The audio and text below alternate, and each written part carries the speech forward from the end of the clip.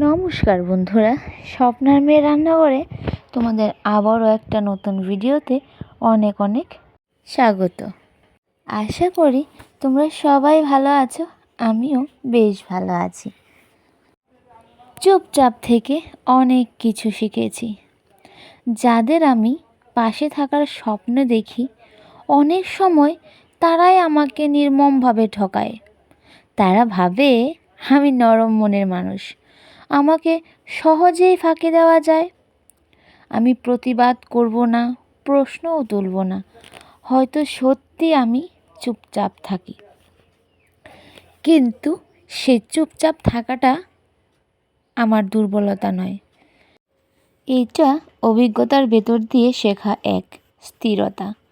প্রতিটি আঘাত আমাকে বুঝিয়েছে সবাই আপন হয়ে থাকে না, আবার কিন্তু সবাইকে আপন করে নেওয়াও যায় না, তাই না বলো?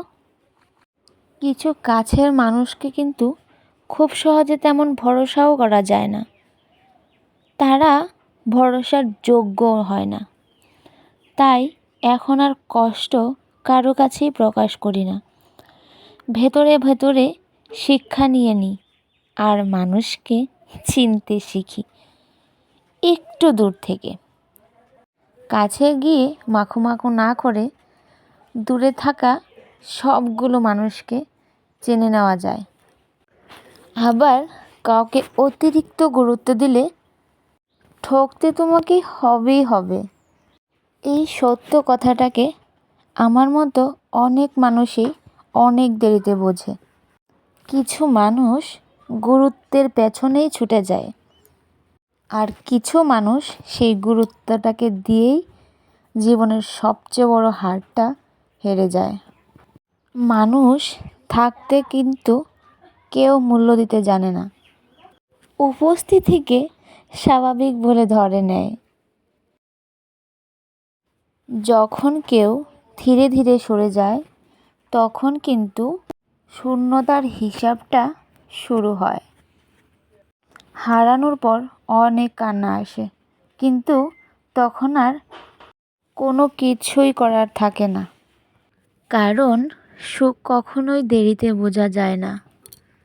সুখকে বোঝার জন্য সময় থাকতে হয়। মানুষ আসলেই জানে না মানুষের সুখ আদৌ কোথায় লুকিয়ে আছে। থাকতে সময় যে মূল্য দিতে শেখে, সেই মানুষটাই কিন্তু সুখের মানে বোঝে। সবাইকে অসংখ্য ধন্যবাদ নিজেদের মূল্যবান সময়টুকু নষ্ট করে আমার ভিডিওটা দেখার জন্য। আজকের জন্য এখানেই বিদায় নিচ্ছি। সবাই ভালো থাকো, সুস্থ থাকো আর অনেক হ্যাপি থাকো। নিজের আপনজনদের নিয়ে অনেক অনেক ব্যস্ততায় দিন কাটাও। আজকের জন্য এইখানেই টাটা। আবারও স্বপ্নার মেয়ে রান্নাঘরের তরফ থেকে তোমাদের অনেক অনেক অনেক ধন্যবাদ।